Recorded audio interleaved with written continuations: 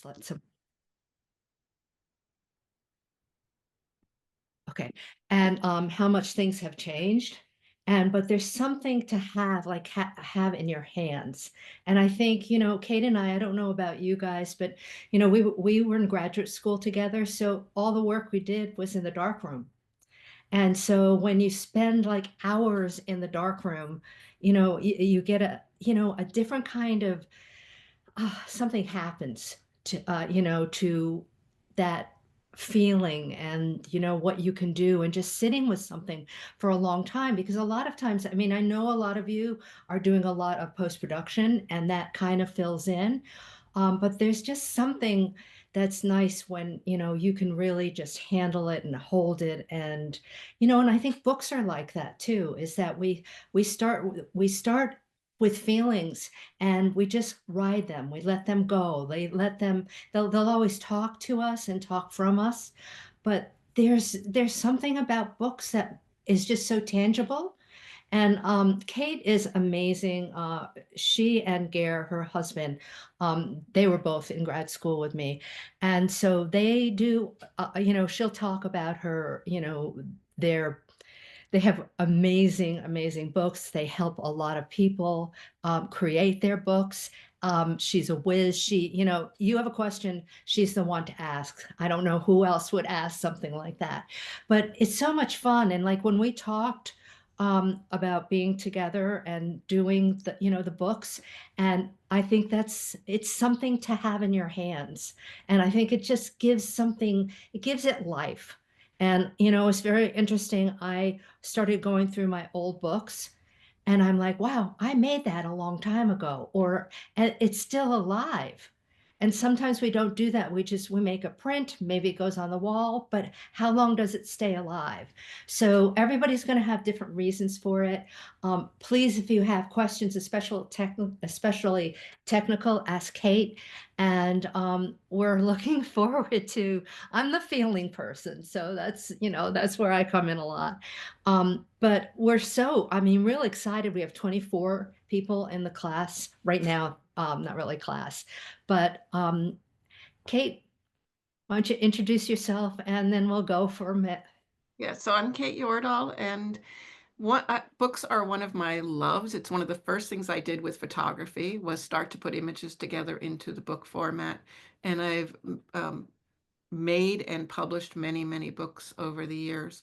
And when Lori and I were talking a few years ago that we really wanted to teach together, the first class that we taught together was the photographic book, a long-term project class. And what we really found with that class was our balance between the fact that we're both very interested in the photographic image in sequence, and we're very interested in the physical final aspect of having a book in your hand and how you can reach your audience in a very different way with an item like that.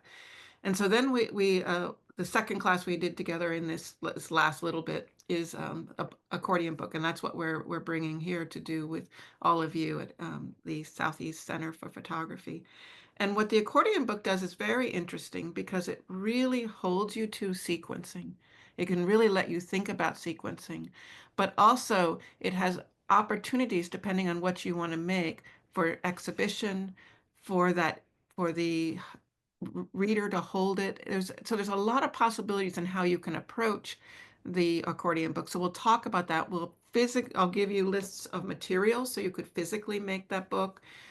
We can look together at how you can either more technically create the book and actually print the book. So I have templates so you can print the pages and then create the book. And just really thinking about what do you want to get out of the accordion book and out of the experience of bookmaking. Um, Lori and I have talked so much. We share work with each other. We look at sequencing, and then we each have our own um, projects that we've worked on. And that idea of how you tell stories with pictures and how the book can be an incredible pathway to do that is something we're very interested in working with each of you on as we go forward with this class. Mm. I think you go deeper too when you're making like an accordion book, because it becomes almost, your child sometimes. And you listen to the pictures, and they kind of tell you where they want to go and how they feel. And it's just I'm very surprised sometimes when I haven't been working with books and I start to do it again. It's like it never went away. It's always there. There's always a surprise. And what's also fun too, I mean, it's fun doing it with you, and it's fun. We've really done a really good job on actually doing it on Zoom, Mhm. and we can always use the phone, if we need to, if Kate needs to see if things are lining up really well, because there are little things that can happen that we don't want to overlook when we're on a situation like this. Well, the idea of what we can do in the virtual space and really sharing the information and being very open with your questions and open to your questions as we go forward. And then also the some of the most valuable things in any class is your fellow students and how you will interact with each other and learn from each other. And Mhm. both Lori and I are very big believers in that, the Yeah. round robin of everybody sharing and talking. Yeah. We found that in a lot of these classes, the book classes, that people then stay together Hmm. because they're helping each other, or I've got an idea. It's I do two classes where people are actually doing something, which is hand coloring, and then the book. So you're actually working when we're talking, or we've made it work pretty good. It's like, obviously we can't walk around to see what's going on. You can have you can have your iPhone, and also that you can see up close to see what it's looking like, if there's a problem, what you can do. And especially with UK, because you do this so much, is that there are little things that we miss. It's like, how, okay, I've got to go back to this, because it can be very subtle, but it's just fun. It's like birthing something. How many people here have made a book? If you're in a position to raise, I see a number of hands. And so you know that joy of finding the sequence, of finding the voice of the book, to finding the story of the book, and how what I'm really looking forward to in February, when for many of you it will be cold and dark. Instead, we will gather and have a warm circle of bookmakers who can bring together their ideas. And also, what we can never probably say enough about is what happens when we have a, a deadline and a responsibility to the group, and that can really help you pull together work that, oh yes, I meant to do that, or I'm going to do that later. But when you have a short term, you can take a project and really see it through to the end, because the group energy will help you do that. Mhm, mhm. And there's so many possibilities. And I think too, in the winter, it's nice to have a, make something that doesn't just get made overnight, because and it just goes, and it'll tell you. I find that is that sometimes my images tell me what to do, like what's the sequence going to be. Oh, I thought that this would work. And then it's playing. I really find that at the beginning I'm like a kid, and then as we I don't know if you do, but as we go along, it gets okay. It gets a little deeper and deeper. And then, you finally give birth and love what you did. And when we make mistakes, that's also really wonderful, because we learn as much from mistakes. Darkroom too. We learn from mistakes more than we do. If you went into the dark room or made a book in a week and everything's perfect, what did you learn? You learn certain things, but there's even more to learn. It's the depth and breadth. Yeah. So it's exciting. So do we want to, like, maybe even ask some people in the group, why they're here, or, what they're looking for, or have you done books before? Any questions that you might have would be, yeah. So I see Marty's hand. Is that? Yeah, I had a question. First of all, one, I apologize for eating periodically. Just got home from the studio and wanted to catch this. the second is the two of you have a remarkable, wonderful energy. I really appreciate that. So I am not signed up for the workshop, but maybe I should be. So I have a statement about accordion books and then also a question. And, you know, I've made a number of accordion books myself. And what I love about them, and you're talking about sequence, is the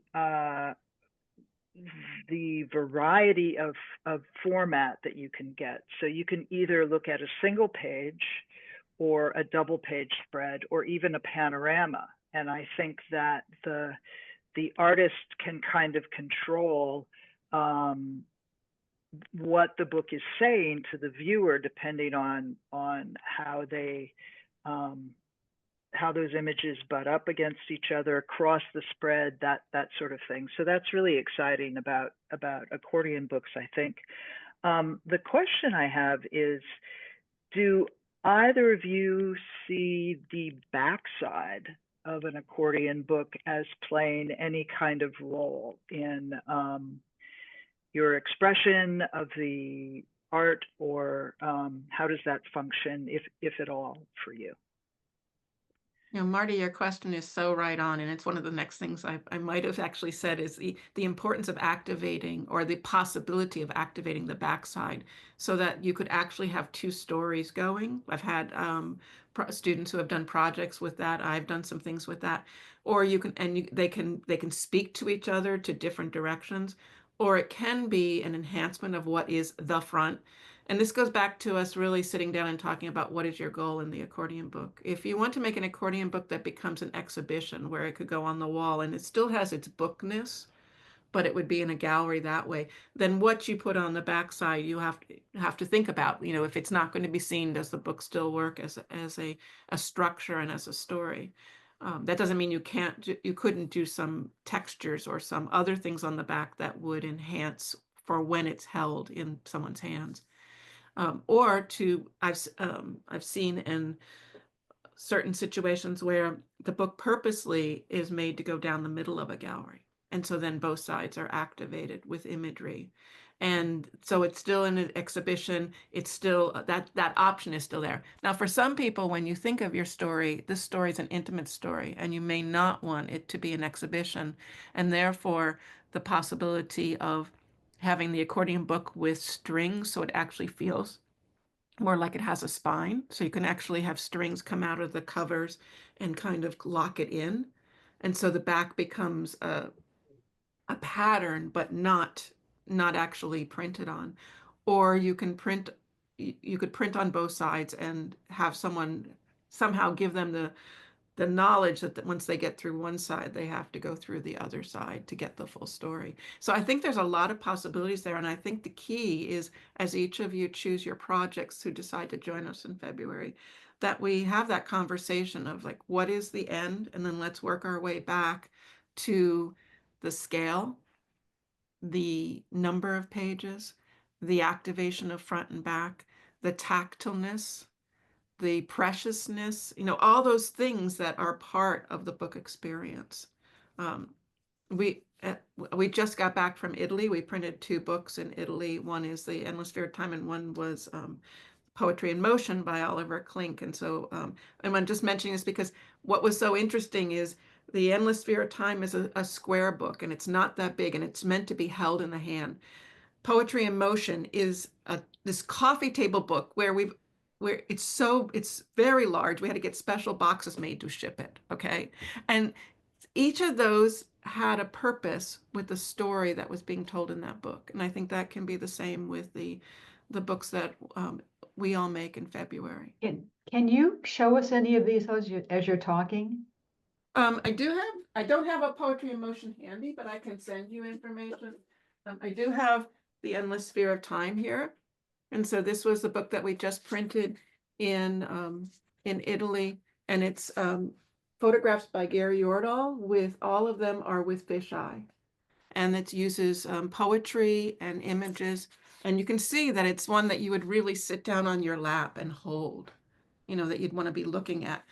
But I do have a couple that may be compared with my one poem books. I did a series of books. They were hand bound. I worked with Dreaming Mind Press, and you can see how tiny these are and how intimate, with the paper covers and images that go through the book with a poem and a little essay. And what I did with these is I had them, I did them every 6 months for 3 years, and it was a subscription.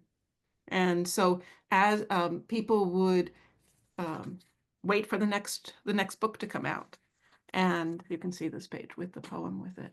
And I wanted to work with living poets, and so that, I mean, that's a a different scale, like such a different scale from something like this, and definitely a different scale from something like Poetry in Motion that I wouldn't be able to fit on the screen right now.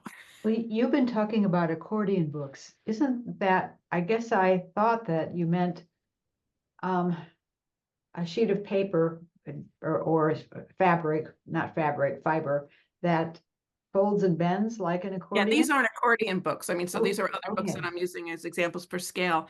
But you're right. You can either, and each person can kind of decide, you can pre-make buy accordion books with very fine paper, and then we can use different tip-in methods to put your photographs in it. And so it is going to be a book that goes like that and folds up into a small container. Or I have templates for those of you that feel comfortable with Photoshop or InDesign, where you can put your photographs on it, and then you'll have a tab and we'll do gluing. So you can glue your photographs together to create that folding and unfolding. But your workshop is only for accordion books, is that This it? one is for accordion books, yeah. Yeah. A question. Done. Shane. This is Shane. Or two questions, actually. The one would be in the class time, how much time would be spent versus on sequencing versus the actual book construction? You know, like you said, you talked about the tactile nature of the book, etc. Right. And then the second question I had that I'm really glad you did this, because the image on the website for your book shows a tipped in artwork, and the concern that I have as a photographer is if you tip in photographs and have them go like that without something to protect them, if they're crunched together for time, they're just going to peel apart. So my question is how you deal with images, or how you're printing them versus tipping in. So those are my two questions.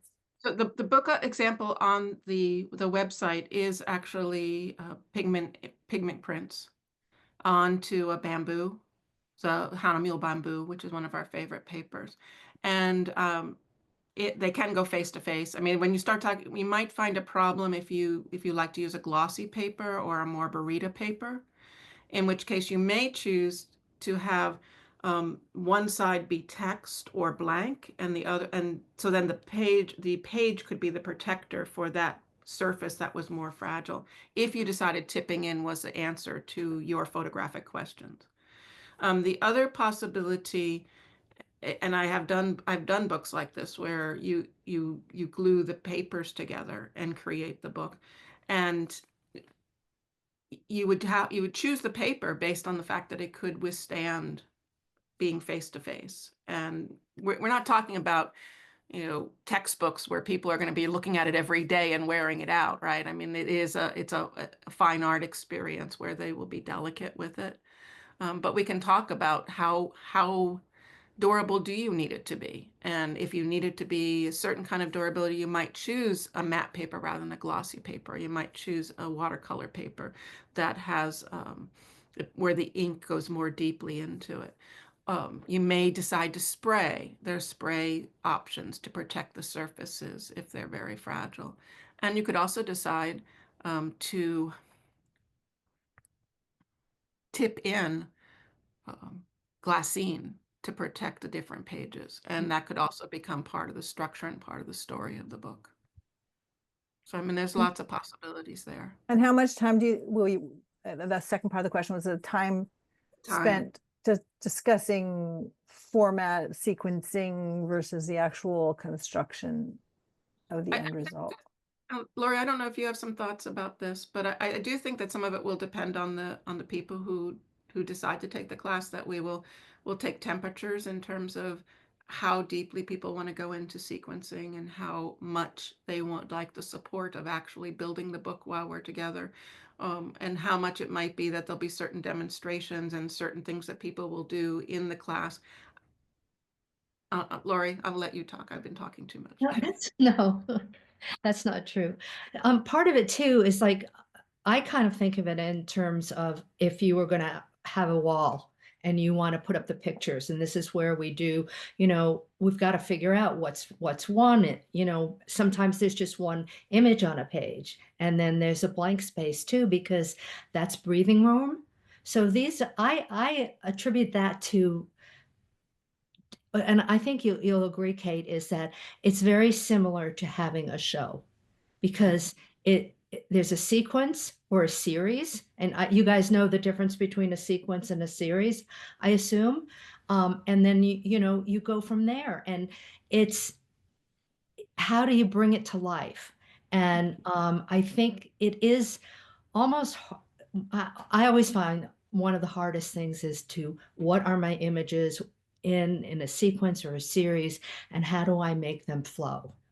And the difference is when you're working on an exhibit, you're putting it up or you're on the floor or something like that, but you're not touching it the same way you are with an accordion book.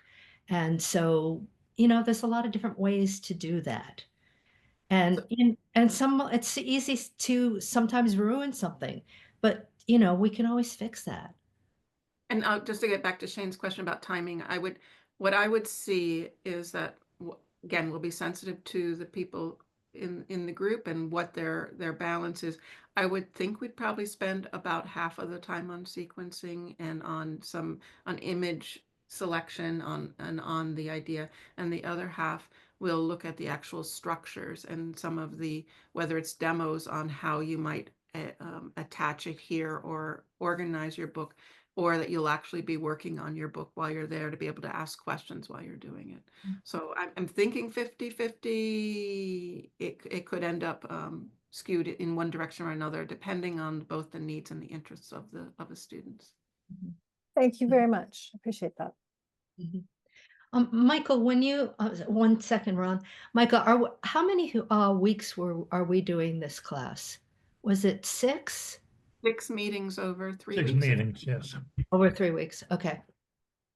Which is great because, sometimes when you only meet once a week, you want to keep it going. And sometimes, we get, very busy with life. And so it kind of chops that time off a bit. So thanks, Michael. Ron, did you have a question? Yeah, more of a comment. And the idea of the two of you doing this sort of preview is really terrific. So thanks for making the time to do it.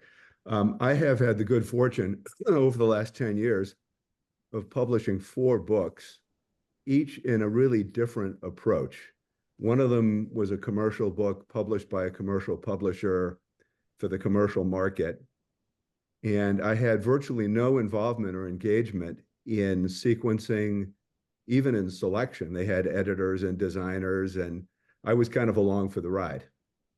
And then subsequently, I self-published using the Blurb platform, and that was actually a more interesting and rewarding experience because I was completely on my own. And then I did a fine art book that really depended on collaboration with the designer and with the editor, and that was a very satisfying project and relationship because I felt like I had a lot more influence and a lot more engagement. But what's exciting to me about this is there's an intimacy about this product that you're discussing that is very different than these other experiences that I've had, yet fulfills my desire to see photography presented in a tangible printed medium. I think we are all at risk as artists and photographers of a world in which all of our work is going to be consumed on 3-inch screens as people flip past, literally taking 1 or 2 seconds to look at our work. And when you can hold something in your hand, just as you did with your examples, and you can study and touch and process and absorb something that's tangible and physical, it's a different experience. And I think that's the experience that I want people who look at my work to have. And so what you're proposing here, what we're going to do with this accordion book is a great example of making it very tangible and very intimate, both in the process of constructing it as an artist and in the process of consuming it, the people who we give it to or sell it to or share it with. And so I'm very excited about that. Other than that, I just want to say, Kate, I've never met you, but I have several books that you've been involved in, and I've had a lot of interaction with Oliver, and particularly Cultures in Transition. This is the kind of photography I do. And when I saw that you were doing this, that was what attracted me to it. So I'm looking forward to it. Thank you, Ron. Thank you. Yeah, Cultures in Transition is an earlier book that was and that Ron really touches on what I love about books, everything from the intimate, single, handmade piece of artwork to a professionally published book, and that there's room for everything in between. And I just love the range of what the book can do for the photograph and what we as photographers can use the book to express. And you know, the sequencing, the combination of words, the textures on the cover, you know, all these decisions that get to be made, whatever of the brands of book you might be working on, is just such a joy. You know, it's so exciting to try and figure out how you're going to make this very precious thing come to life. I have a question. Are these usually one-off, or if you came to an accordion book you really liked, do you have an experience of making several of that same book? Yeah, and one of the first things I'll do is show you some examples from my collection of books, some of which it is very possible to do it in addition. Most accordion books tend to be more handmade rather than, I don't offhand know a service that is making accordion books, but if someone found one, I'd really want to know. So please email me right away. I think that'd be so exciting. But there's no reason that you couldn't, in the planning for your book, to say, I want this in an edition of 10. And so therefore, this is what I'll do and how I'll make it. Since it is in this case, we're going to be hand making it, you may choose to make one or maybe two, something like that. And I can totally see your self-portraits, Nadine, and just, this could be a wonderful container to keep that intimacy and that interaction with your viewer, and also to add some of the words that titles and words that you have with those, you know, and so I can see it as a way that would really mold itself to what you're working on. It's also exciting to do it with other people. Like, I know it would be really nice if we were in one room, but you know, because when I do hand coloring classes, is that people will stop and talk to other people, and you know, and want to see what's going on, and we don't. And I'm certain with this, you know, doing it this way too, is that we're not competing against one another. And a lot of people kind of, they get a little bit shy on what they should do. But I think as a group, and the way, you know, we've heard a lot of people, you have a great background, and you know, there seems to be a real kind of preciousness that you'd like to share in this, you know, this way. And we learn a lot from other people. And so like let's say this class ended up, you know, with who's up here today, and it's going to be totally different. You know, you'll start with a lot of, you know, the things that Kate talks about, but you know, then it becomes, when it becomes a part of us, we start flying. It's just really incredibly wonderful. So, yeah. I do think that it's interesting because when many of you may have an idea of what you might like to make a book about, and how that will be transformed by the conversation with Lori and with me, but also with your fellow students. Yeah, and one of the things, I mean, I know, you know, we're both educators, is that we don't say to somebody that we don't like it, you know? I forget which instructor would say that, because, you know, then it's just like, oh, that's exciting, you know, and it's like we can learn, you still like an artist and make it your own. But everybody will keep, you know, if you keep on track and you can keep going deeper, you know, what you can come up with is incredible. It's making me like, I'm trying to downsize, you know, with my work right now. And so what is really great is that, you know, when I'm with other people or I'm teaching, you know, there's gems. We all have gems around us and to share not by, you know, being, you know, I've got to have this, you know, this is mine, nobody else's, because then everybody will be able to bring their identity and their feelings into the work. I mean, we've talked about this for a long time, but you know, you were teaching and now you're still teaching, but you know, you're doing more and more of what you've always wanted to do. Yeah. Books You- and workshops and You that folks, intimate work. Yeah. you folks said you have 24 people registered. Is No, there a No. limit on, I'm sorry? no, she meant there were 24 people here tonight. Oh, is there a limit on how many people you're going to have in the class? Because 2-hour lessons go by super fast. We're looking at 10 to 12 people. Thank you. Mhm.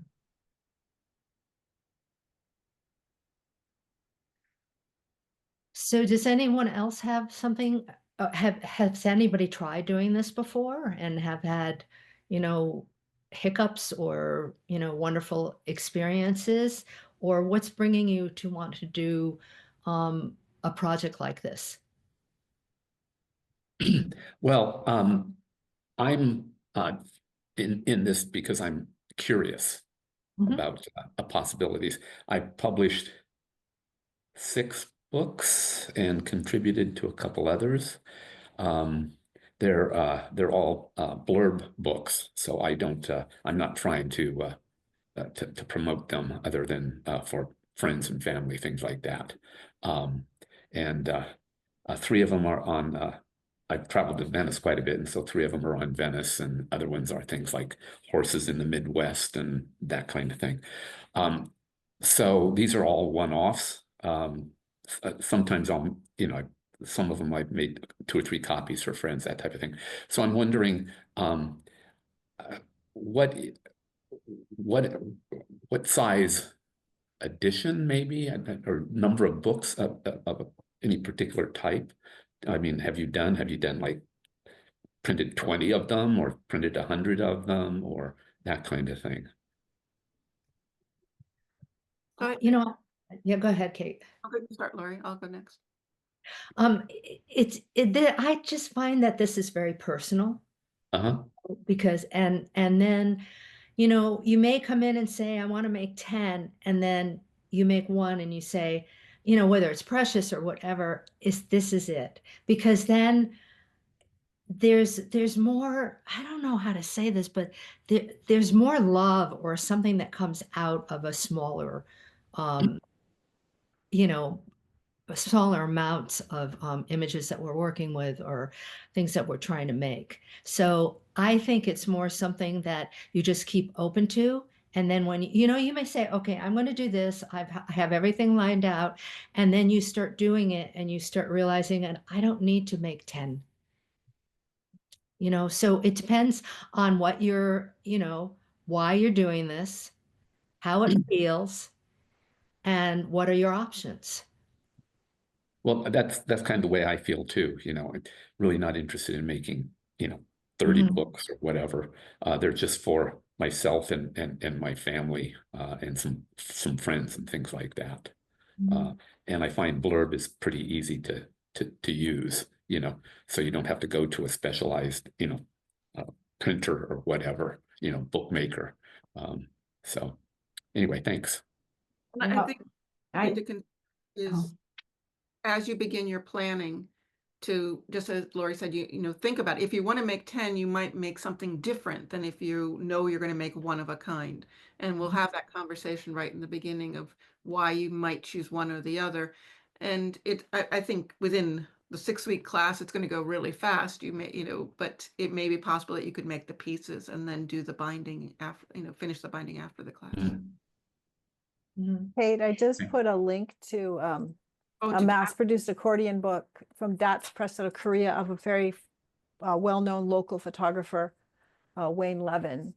So just not necessarily for this class, just make a note of that link and you can take a look Yeah, at it. But That's is amazing, and they hand make each of these books.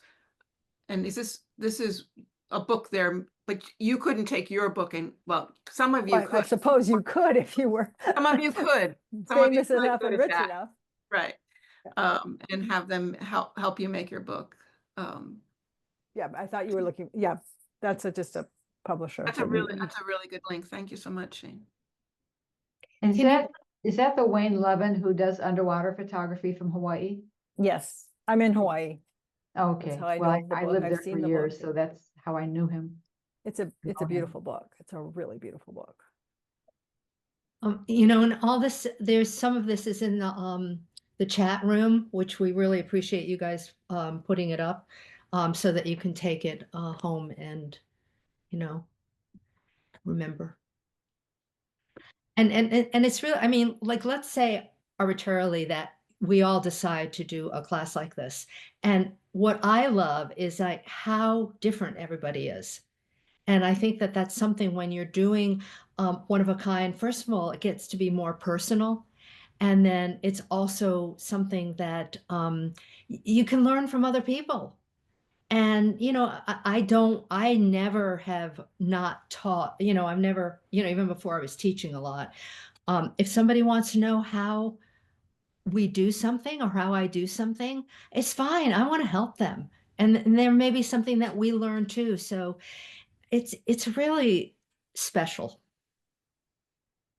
Well, and that idea of this, I sort of see accordion books as kind of an entry point to the book, or can be an entry point for many people, because you can make it yourself. It has that sequence. It has a real possibility in terms of the physicalness of it, and that may lead you to what it is you need to make next.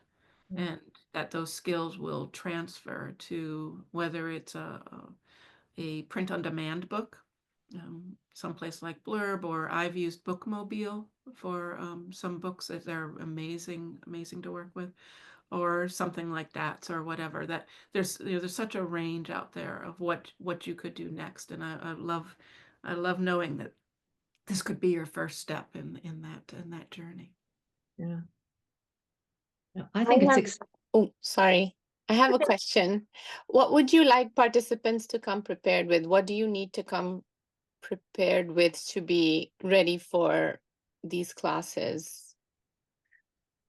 we'll give a list. Yeah, we have a material list that we'll send you, and I would. I have all kinds of things open, but I don't have that list right on top of my computer right now. But you'll get a material list, and then generally we'll ask people to send us some images beforehand so we can review them and start that conversation even before we start the first meeting. So thinking about what is a group of pictures that you might want to make the book out of, and then I have we have a list of the glues and the materials and the options that you could work with. Okay, thank you. Okay. Yeah, Kate had just touched on something that I was going to bring up if she didn't, that if you've ever thought about doing handmade books, the accordion is the best place to start.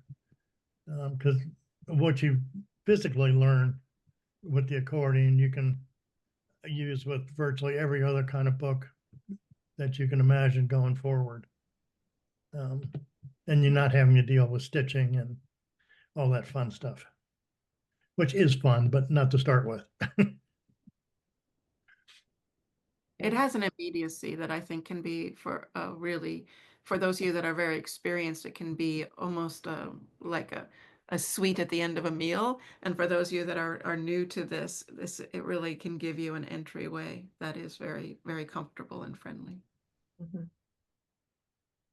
And don't you feel too that it's personalized? Mhm. Oh, yeah. Yeah, yeah. It's pretty exciting.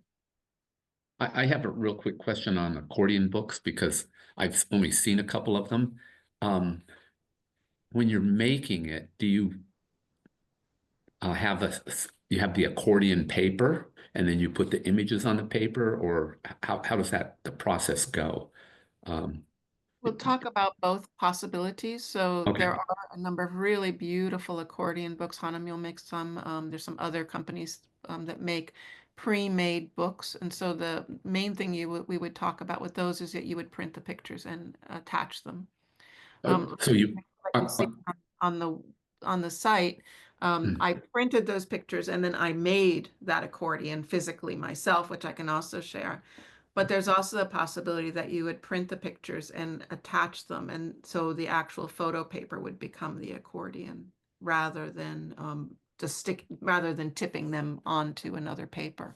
And those are all possibilities depending on your interest and your skill level and the meaning of your book. For that, the book that you see on the site, that was a series of collages that I did. And so the tearing of the edge of the paper went very much with the textures that were inside of each of the collages. And it made, it made sense to me in terms of all the materials.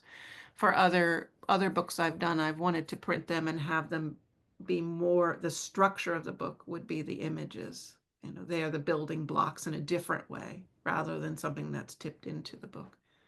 So. Yeah, thank you. There's so much possibilities. Does anybody have anything else? We've got like another 15 minutes because we don't want to keep you too late. Well, on the East Coast, it's late. Ish. Yeah, if nobody has anything else, we can go ahead and wrap it up. I will say, we've sold half the seats for the workshop already. So if you're thinking about it, I wouldn't think too long. Question. Super excited. Yeah. Sorry, Suzanne. Yeah, I have one question. I'm just looking at this Dots accordion book, and I know that I had seen probably one of the first accordion books I saw was Linda Connor had done it with Dots, which I loved. Is this something like that we'll be able to accomplish? So it is a six meeting class, so we need to be careful on our on one hand. But what I would say is we would sort of have a beginning of some of this idea. There's nothing that they're doing. I mean, they are master bookbinders, and so I want to be cautious on that. And what they're making actually is a rather large book. But when you see them make it, there is nothing that they're doing. I mean, so they have the book board and they have the clock. I'm looking at the video that's right next to it. It's really wonderful. And how they're putting it together and everything. So yeah, you could. I mean, especially if you have some experience with working with gluing and materials. No. None. Nothing you couldn't. I'm not seeing anything in this video you couldn't do with some determination. Okay. Will we do it in 6 weeks? I don't know. What do you guys think as you look at that? Might be a little bit ambitious because they it's a thick. When you start getting that thickness of a book, they're probably printing on longer sheets. They have very few seams. They've planned it in terms of the printing. The printing is offset, so some of the problems that I think. Oh, who was it that mentioned it? Someone asked about the problems of papers going together. They're not going to have that issue. Right. What's the most common size of an accordion book in terms of height and width? Well, height, I guess. From little teeny tiny books to very, very large books. There is No, I understand that's the range, but what do you think works for a beginning class, what is Yeah, the someone most that's beginning, I would think about your images, and we either might talk about kind of a 4x6 kind of scale that can be intimate, and it's something that's easy to print and it can really work. Maybe 8x10. And I don't know, Laurie, do you have any thoughts about the size of the books or I anything? would keep it small. Yeah, Yeah. it's to begin with. It's Yes, something to begin manageable, with. Yeah, yeah. but make sure that it serves your images too. Then you might want to choose images that have that more that are meant to be looked at closely, not something that should be off on the wall and large. Yeah. I think Yeah. you have to really own what your images are saying. And they're, I'm in this thing is that I think images talk to each other. So it's, how do you make it, you want to make it dance across the pages. Yeah, one other question about the accordion book. When you make a standard book, there's different ways of formatting it. And one way you can do it is have a blank page and then an image page. Does that work with accordion books, or is? Absolutely. Okay. Yeah. And I mean, there's the possibility of pairs where there be a picture on either side. There could be a single picture and a blank page. There's also the possibility to print a longer picture and fold it and have that be spread. So you have all kinds of possibilities depending on the imagery that you decide to feature and the story that you're trying to tell. Okay, thanks. I also think, like we'll make a lot of mistakes and you're going to want to make the mistakes in class and not later on. So, if you want to try something different, or if you're having some issues, don't be afraid to, ask one of us, because, probably somebody else or a lot of other people are going to need a little bit of help too. And then you grow into it. So Michael, this was really nice to do tonight. Thank you. Yeah. I'm glad you could do it. And I want to thank everybody else for joining us tonight. As you know, we did record this and we will have it up on our YouTube probably Saturday morning. If you need to come back for any reason. Michael, that I've been to a lot of your book talks and artist talks and things like that. This is different, and it's really, I really like it. Good. Thanks, Jim. You should do more of these. And to both Kate and Laurie, I really appreciate it. Very good talk. Thank you. Thank you. Thank you very much, Jim. Appreciate that. Good night. And thanks, Laurie and Kate, for coming to hang out with us, and everybody else. Thank you, Michael. Right. Good night. And if I don't see you between now and next week, everybody have a good holiday. And we'll talk to you soon. All right, thank you. Thank you. Thank you. Thank you. Yeah. Good night. Right.